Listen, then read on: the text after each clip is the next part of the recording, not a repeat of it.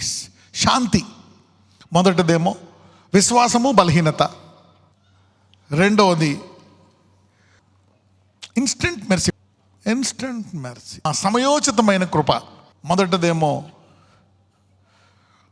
బలహీనత యందు నీ విశ్వాసం. రైట్, దేవుడు బలహీనతలో కూడా ఆ విశ్వాసాన్ని ఉపయోగించి, అలాగని చెప్పి నువ్వు బలహీనతలో ఉండాలా బలంలో ఉండాలనేది నీ మైండ్లో ఉండాలా? నేను ఎప్పుడు బలంలోనే ఉండాలి, like Jesus. You want to overcome everything.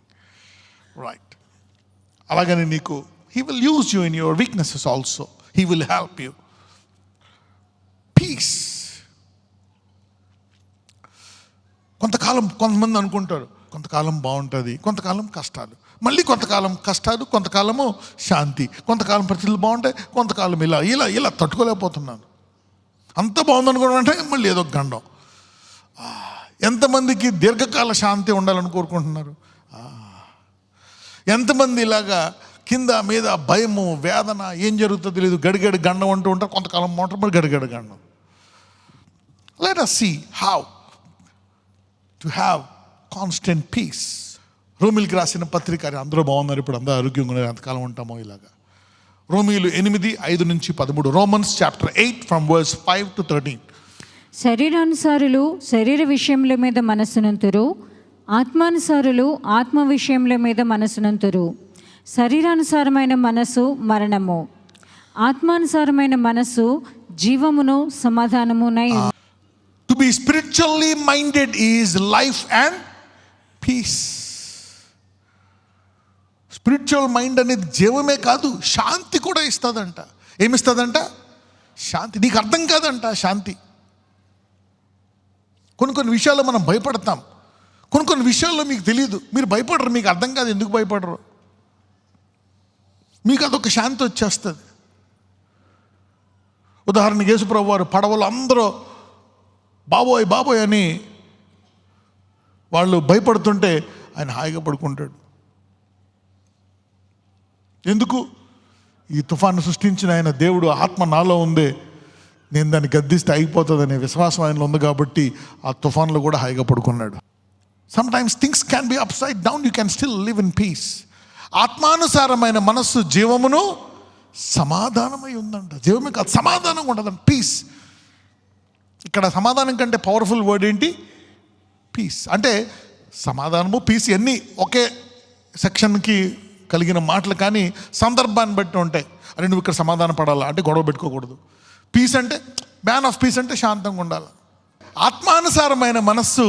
అందుకని ఏం చేయాలంటే ఎప్పుడు కూడా మన మైండ్ని ఎప్పుడూ కూడా మైండ్లో వర్డ్ పెట్టుకోవాలండి. ఏం పెట్టుకోవాలంట? వర్డ్. లేకపోతే సడన్గా ఆ గ్లాస్ పడేసింది అనుకో, పాలు పోనే, గ్లాస్ పాలే కదా, ఎందుకు నువ్వు నోరు పాడేసుకోవాలా? ఆత్మానుసారమైన మనస్సు జీవమును సమాధానం. చదువు, కంటిన్యూ చేయి. ఏలయనగా శరీరానుసారమైన మనసు దేవునికి విరోధమై ఉన్నది, అది దేవుని ధర్మశాస్త్రమునకు లోబడదు, ఏ మాత్రమును లోబడనేరదు. చదువమ్మా. కాగా శరీర స్వభావము గలవారు దేవుని సంతోషపరచనేరరు. దేవుని ఆత్మ మీలో నివసించి ఉన్న ఎడల మీరు ఆత్మ స్వభావము గలవారే కానీ శరీర స్వభావము గలవారు కారు.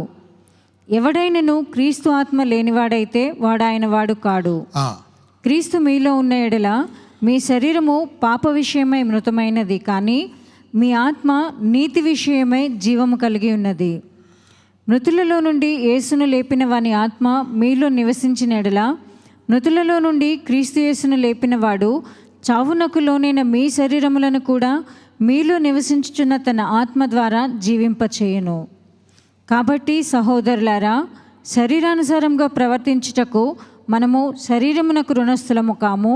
మీరు శరీరానుసారంగా ప్రవర్తించిన ఎడల చావవలసిన వారై ఉందురు, కానీ ఆత్మచేత శరీర క్రియలను చంపిన ఎడల జీవించెదరు. ఆత్మచేత శరీర క్రియలను చంపితే శాంతి కంటిన్యూగా ఉంటుందంట. Continuous piece.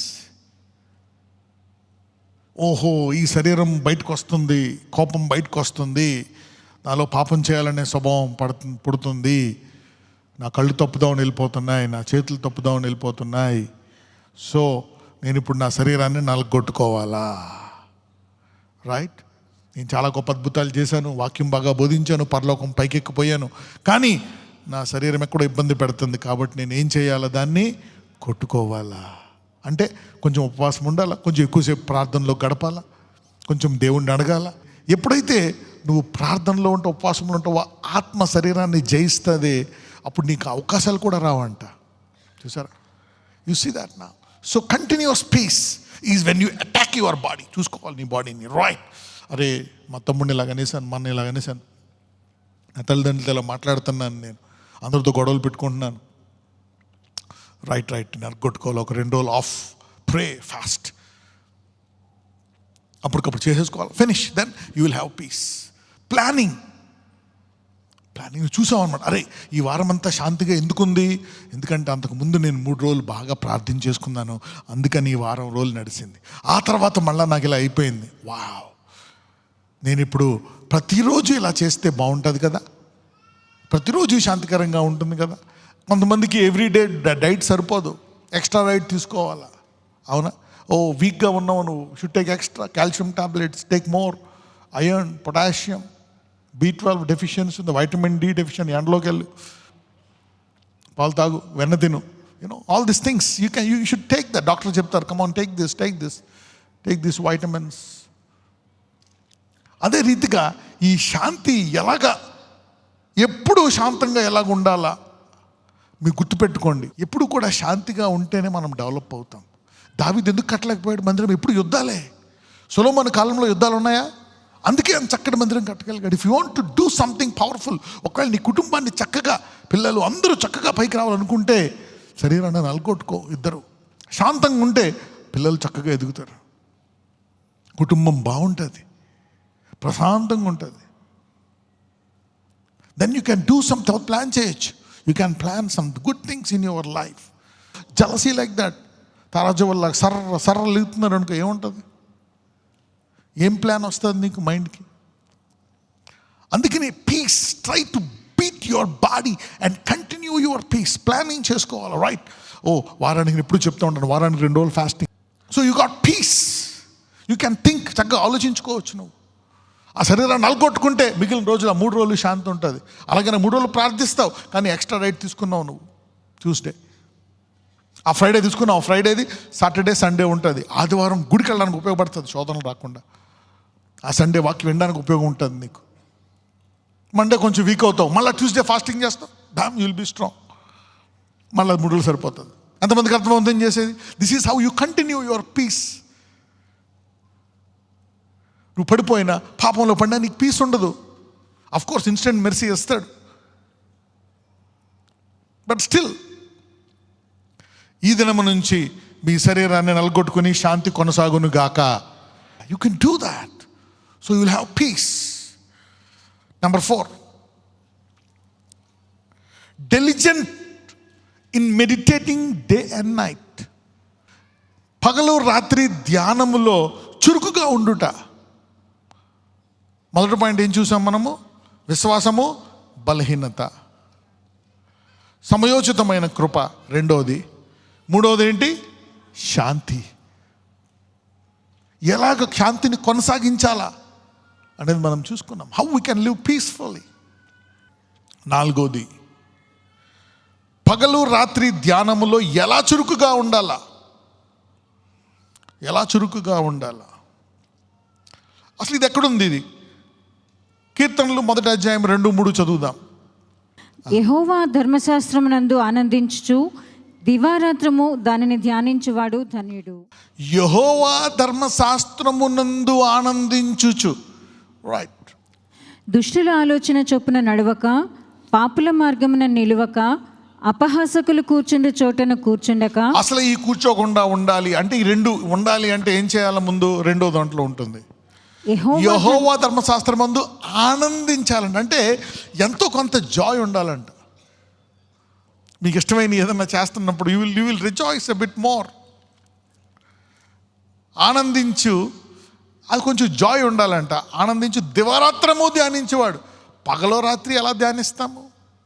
దివారాత్రం అంటే 24 hours, day 12 hours, night 12 hours. ఈ 24 అవర్స్ ధ్యానించాలి, మనకేం ఉండదా? ఎలాగా? Let us study that also. ఒకవేళ ఎలా ధ్యానిస్తే ఏమవుతుంది చూద్దాం. అతడు నీటి కాలువల యోరను నాటబడినదై ఆకువాడక తన కాళ్ళ మందు ఫలమిచ్చు చెట్టు వలె ఉండును, అతడు చేయునదంతయు సఫలమగును. నీటి కాలువలు ఎరగనంటే దానికి ఇప్పుడు కాలాలు ఇలాగా నీళ్ళు వస్తాయా రావా అని లేదనమాట. అంటే నీటి కాలువల దగ్గర ఉంటుందంట, ఆ నీళ్ళు ఎప్పుడూ వస్తూనే ఉంటాయంట. ఆ నీళ్ళు కావాల్సినంత తీసుకుంటుంది, మిగిలిన టైంలో విశ్రాంతిగా ఉంటుంది. ఉండి దానికి కాలమందు ఫలిస్తుంది అంట, వెంటనే ఎప్పటికప్పుడు ఫలం కాదు, దానికి కాలమందు ఫలించి తప్పకుండా బ్లెస్ అవుతుందంట.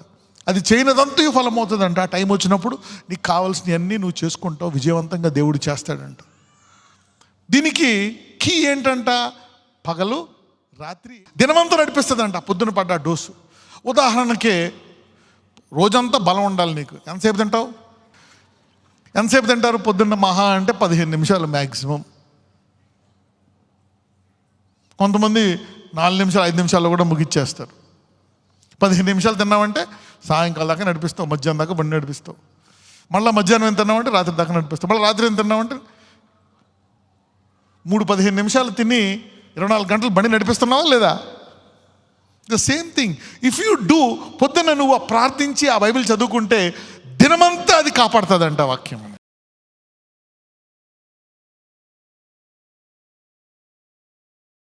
నజరేయుడైన యేసయ్య, నీ సంఘము నీ బిడ్డలు వారు అబ్రహాములాగా పరలోకానికి వెళ్ళడానికి వారినందరినీ ఐశ్వర్యములు ఆశీర్వదించండి.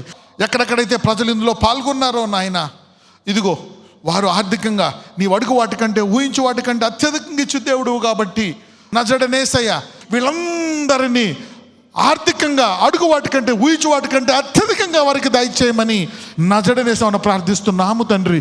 ఆమేన్.